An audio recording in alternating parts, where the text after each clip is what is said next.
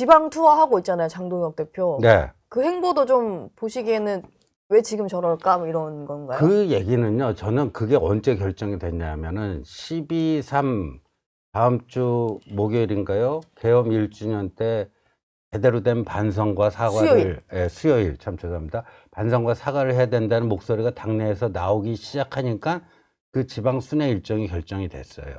근데 보세요. 그거는 이재명 정권 나쁘니까 싸워서 때려 부시자라는 거 아니에요. 예. 12월 3일 바로 전날인 12월 2일까지 그걸 쭉 하고 있어요.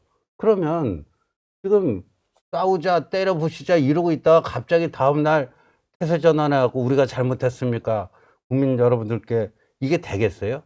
사실상 그걸 안 하겠다는 얘기 같아요. 아, 반성, 그런 12.3 메시지는 나오지 않을 것 1주년 같다. 반성을 안 하겠다는 얘기를 들려요, 저는.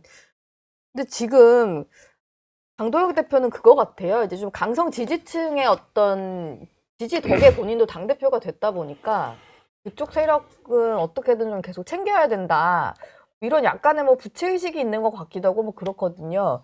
근데 장동혁 대표가 이제 변신할 수 있다라는 기대도 있었습니다만 이후에 보여준 걸 보면은 어쨌든 나를 믿어준 사람들 위주로 가겠다. 이런 결심인 것 같은데 어떨까요? 그러니까 지방선거 앞두고는 현역 단체장들 입장에서도 그거 아닌데 뭐 이런 목소리가 나오는 것 같더라고요. 지방선거니까 지금 현역 단체장들이 가장 다급하겠죠. 자기 선거고. 예. 한 번 더 해야 되는데, 뭐, 조폭은 주먹이 깡패고, 재벌은 돈이 깡패지만, 정당은 지지율이 깡패입니다. 기초 체력이죠. 예. 기초 체력에 이게 어느 정도 비등비등하게 한 뭐 5% 정도 뭐 이렇게 차이가 나면은 네. 내가 현역이니까 내 개인기로 그건 뛰어넘을 수 있다 라고들 생각을 할 거예요. 근데 이게 뭐 지금 도대체 10몇 프로 20몇 프로 차이가 좁혀지지 않고 국민의힘은 20%대 박스권으로 계속 가고 있잖아요. 예. 상대방이 지금 저렇게 실책을 하고 있는데도 아까 말씀하셨듯이 전혀 받아먹지 못하고 있는 그런 상황에서 나가자 싸우자 이기자 라고만 하고 있으니 이게 벌써 얘기가 안 되는 걸로 입증이 됐는데 왜 자꾸 그러냐. 원래 1번당, 2번당은 다 캐치올 파티, 포괄정당이었어요. 예. 근데 지금 양쪽 다 하는 것이 뭐냐? 정청래 쪽은 강성당원 1대1로 해가지고 대의원 무력화. 그리고 여기는 5대5였는데 3대7로 해가지고 당원들 목소리 더 키우겠다. 이건 결국은 대갈꼬마니고 국민들 보시기에는 참, 아니 뭐 난영난제다. 즉, 당내의 기득권자들의 사익 추구밖에는 아닌 걸로 저는 보여집니다. 예. 참 끊임없이 양쪽에서 서로를 믿고 이렇게 안 그래도 짠물에서 물기 빼고 소금 때려 넣는 이런 짓을 계속 하고 있는 그런 건데요.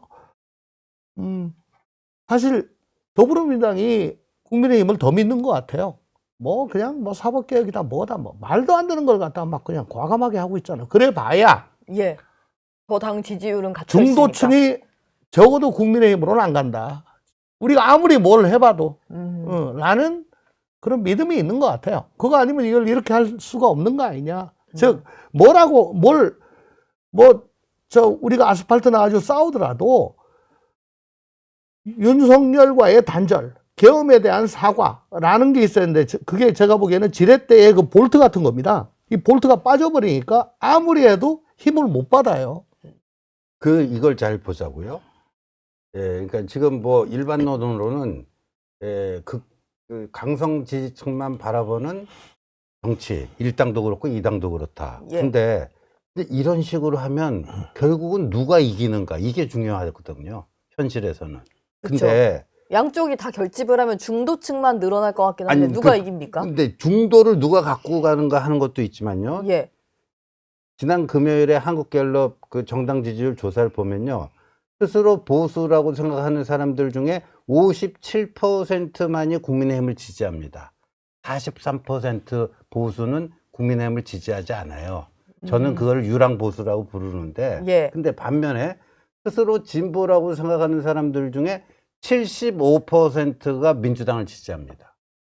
자, 그러면 중도도 중도지만 각자의 그 보수, 진보 이 진영 내에서 그걸 누가 더 결집시키고 있죠?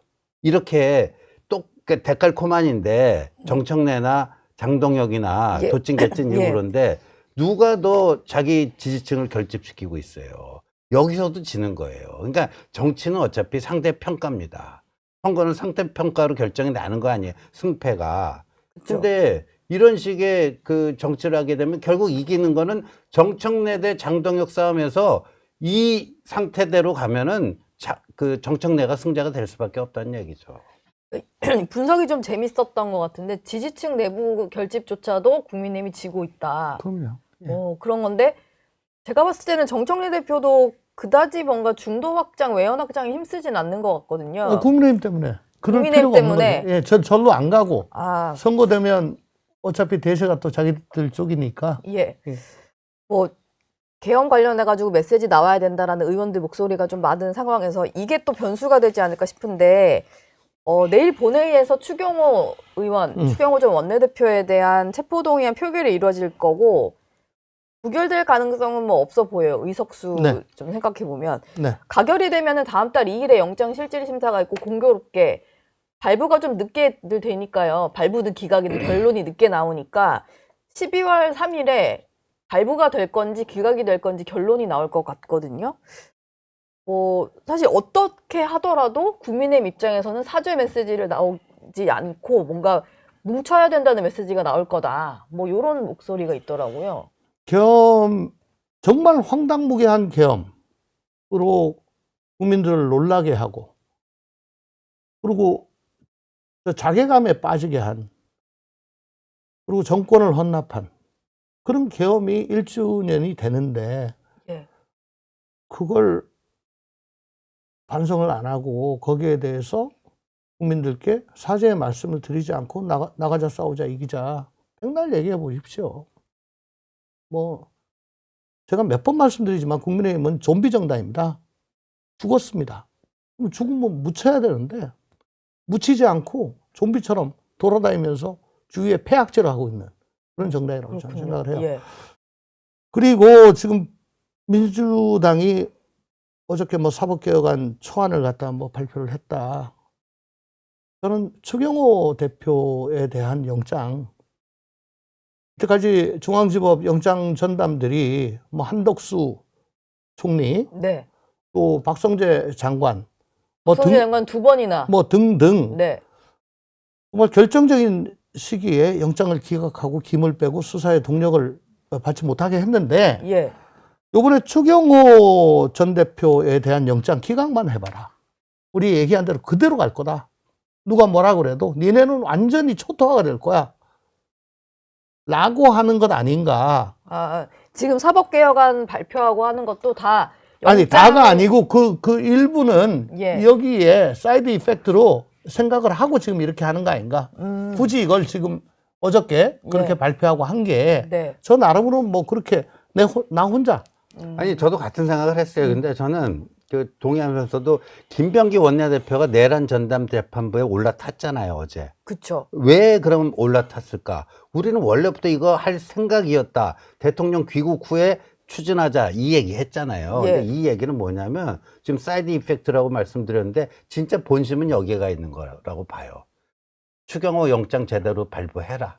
발부 안 하면 내란 전담 재판부 직행이다. 알아서 해. 그 사인을 준 거예요. 법원에. 지금 그러면은 추경호 의원에 대한 구속영장 같은 경우는 한동훈 전 대표조차도 네. 이건 기각되어야 맞다. 맞습니다.